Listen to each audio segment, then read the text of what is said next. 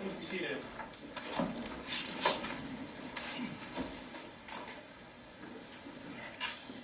Just give me a moment to get the Zoom started.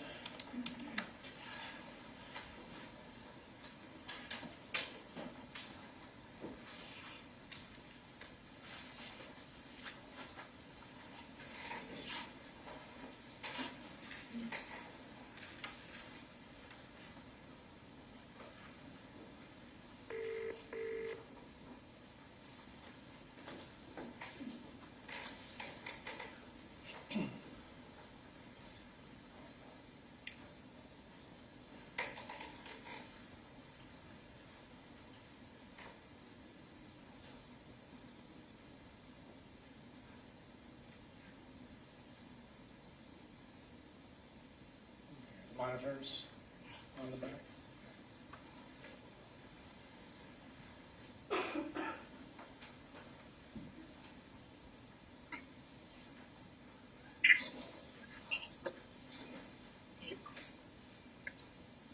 All right, can you hear me downstairs okay? Yes, we can, Your Honor. All right. We're about to get started. All right, this is State of Wisconsin versus Nicolae, is it pronounced Miu? Miu. 2022 CF 518. Mr. Anderson and Ms. Ellenwood appear for the state.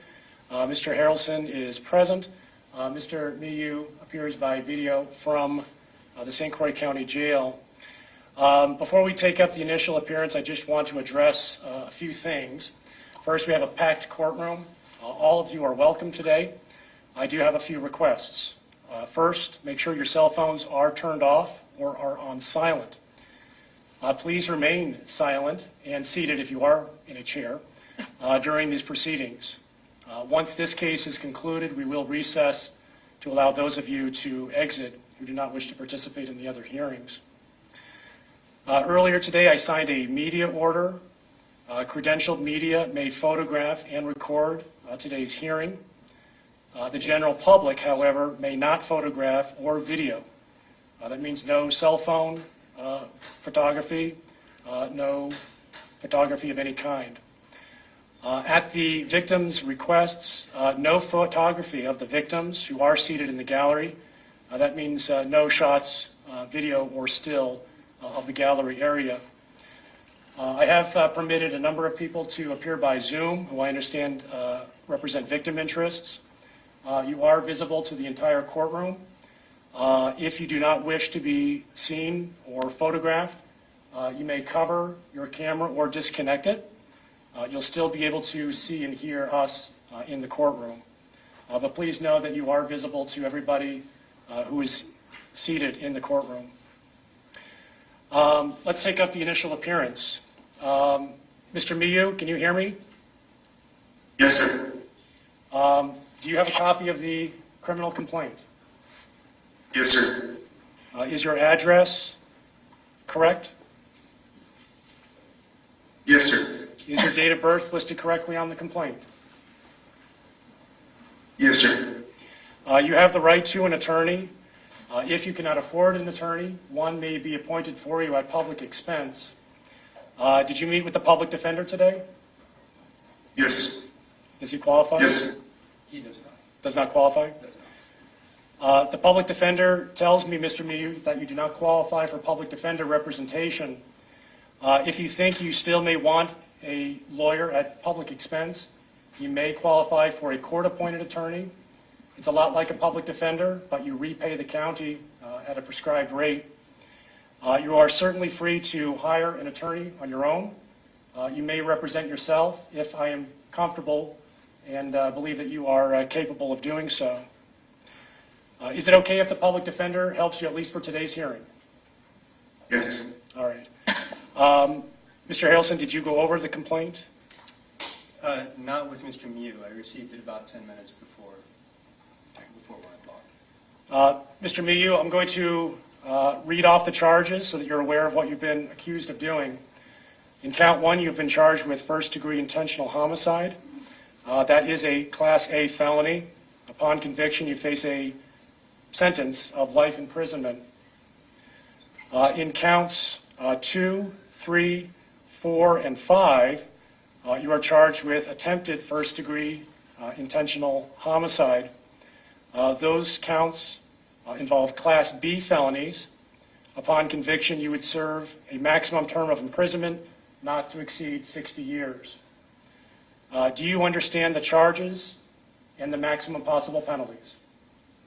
Yes, sir. Further reading. Is waived. Let's take up bond. What is the state's recommendation? Thank you, Your Honor. The state is requesting a $500,000 cash bond. No contact with the victims listed in counts 2, 3, 4, and 5, absolute sobriety, and no use or possession of a dangerous weapon. We are asking that the court would also order a no contact with victim 1, as named in the complaint, family. As the court is aware, victim 1 is now deceased. The state did file an identification key with the criminal complaint that we would ask be filed with the bail sheet, but kept under seal. As the court is aware, under 969.01 sub 4, considerations in setting bail, Mr. Miu apparently has no criminal record. He does not reside here in St. Croix County. It appears from my research that he has lived in Minnesota for quite some time, has no contacts or relations here in St. Croix County. It appears that he has a job that would consider him to be known to have assets. And given the seriousness of these offenses, Judge, obviously count 1 facing a lifetime in imprisonment, and counts 2 through 5 also carrying significant prison time as well as high fines. We are asking that the court would set that high cash bond to ensure Mr. Miu's return to court. The other considerations are based on the allegations in the complaint. As it alleges, there is video, partial video, I will say, of this attack on these victims. It does appear to be violent in nature. For those reasons, we are asking for those conditions. Thank you. Mr. Harrelson. So, Your Honor, Mr. Miu does own his residence, so he has some permanent ties to the Prior Lake area where he lives with his wife. He is the sole provider for their household. He's lived 11 years at this last address, but in the Twin Cities since 1993. He does have bachelor's of science degrees both in mechanical engineering and in mathematics. He's an engineer working for Ritchie Engineering as a mechanical engineer and a tech reporter. He's responsible for designing residential, commercial, and automotive ventilation and cooling systems.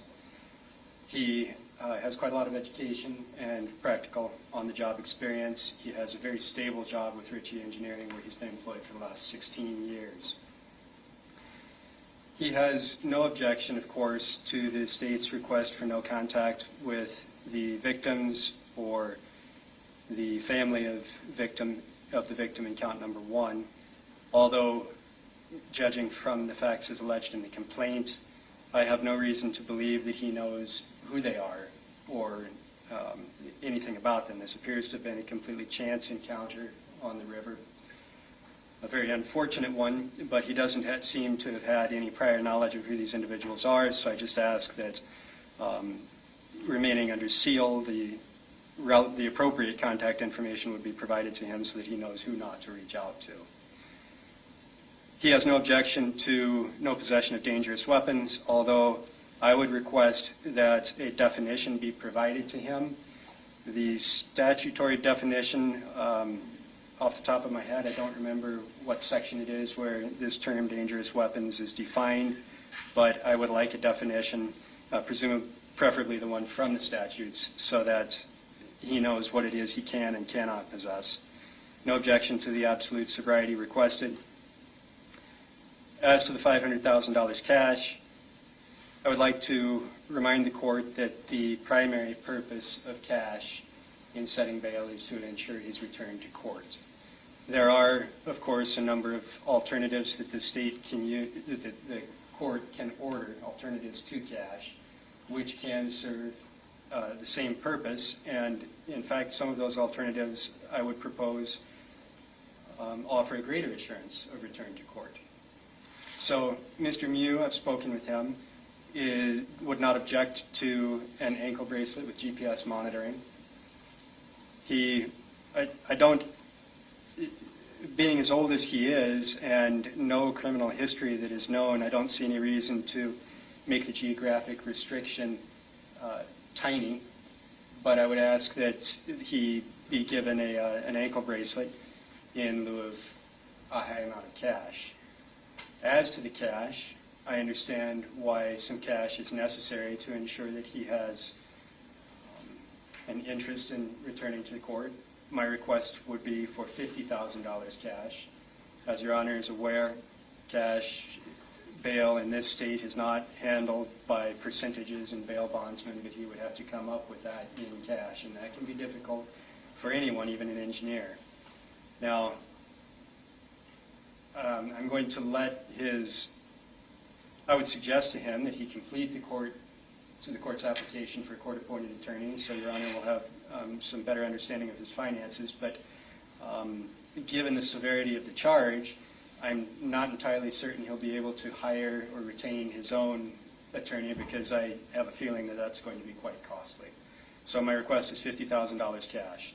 Now, I would point again to the facts as alleged in the complaint that this appears to have been an unanticipated random encounter on the river. Mr. Miu was, according to the allegations, there with his wife and some friends. They were floating down the river, and he was momentarily separated from them for the purpose of looking for a lost cell phone when he and the victims in this case encountered one another. The court, I'm sure, has read the facts of the complaint. This is not a situation where there's been premeditation for months or weeks, or former contact with the victims, or some prior grudge that led Mr. Miu to devise a plan for killing or injuring any of them. This is a case where something went wrong in the encounter on the river and escalated, resulting in some unfortunate, very unfortunate consequences. But Mr. Miu, I don't think the facts of the complaint provide any reason to believe that he will not return to court. I think $50,000 cash and an ankle bracelet with GPS monitoring is sufficient. I understand if the court wants to have him report to the Justice Support Center once a week by telephone call to verify his residence and his current employment.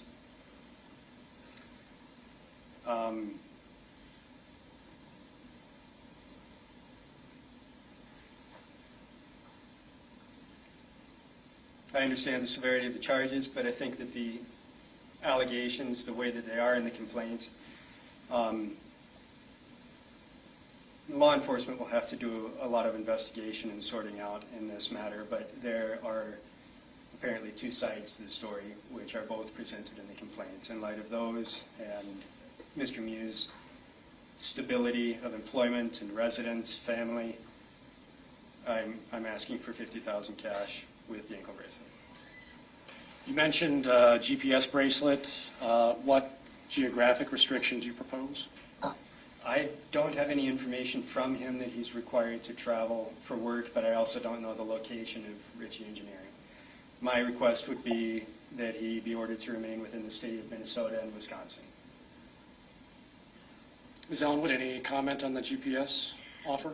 Well, Judge, the victims, some do reside in Minnesota, and so that would be, I think, too broad of a spectrum to say you can go to the state of Minnesota when the victims are there. Perhaps if the court were to order a GPS restriction, it could be just for work and home. There's no objection to ordering that he remain outside of some identified perimeter from whatever address it is, but he'll need to know where to stay away from.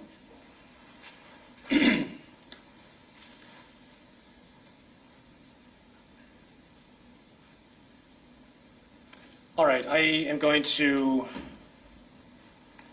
first say a few things. These are things that I've taken into consideration. One, obviously, is the nature of the alleged crimes.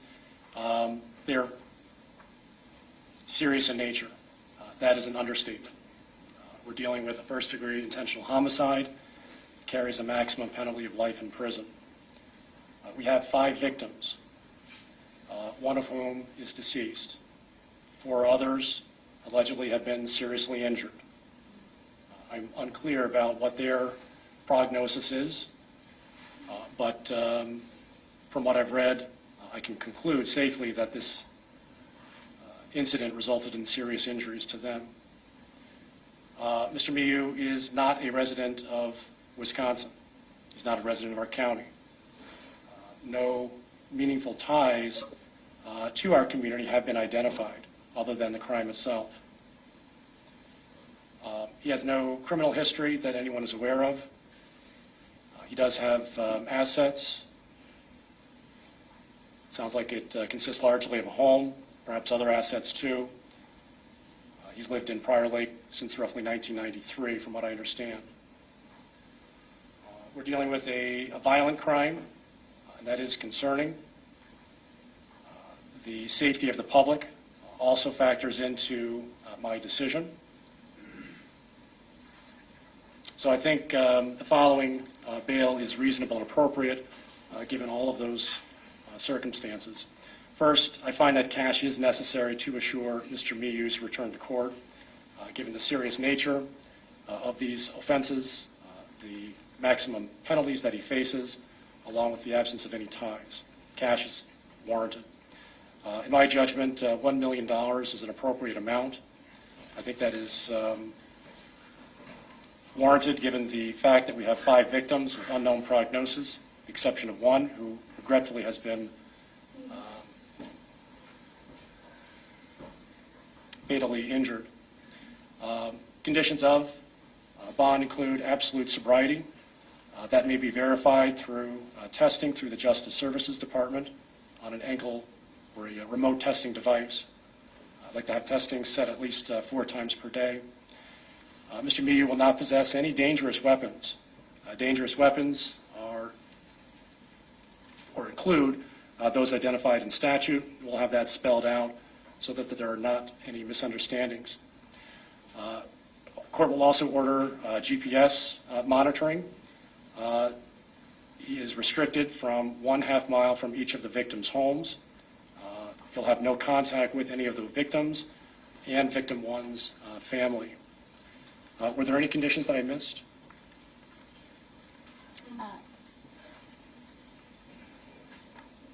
No, Your Honor. All right. We'll go off the record. We'll have the matter scheduled for a preliminary hearing.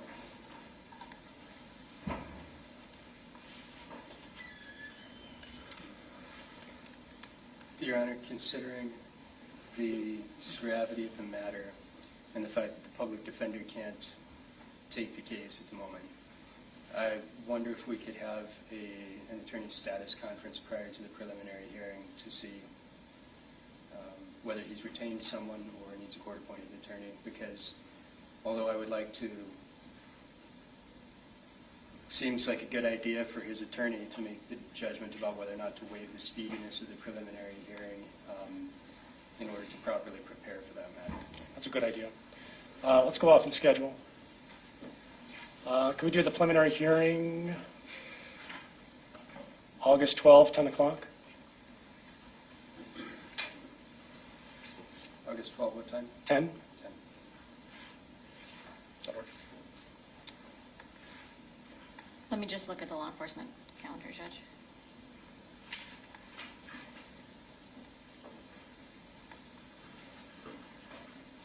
That should be fine, thank you. Okay. So August 12 at 10 for preliminary hearing. And then let's check in to find out the status of counsel. How about this Friday?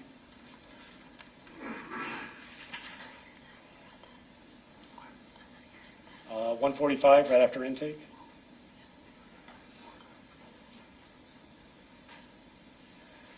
That's fine. Okay.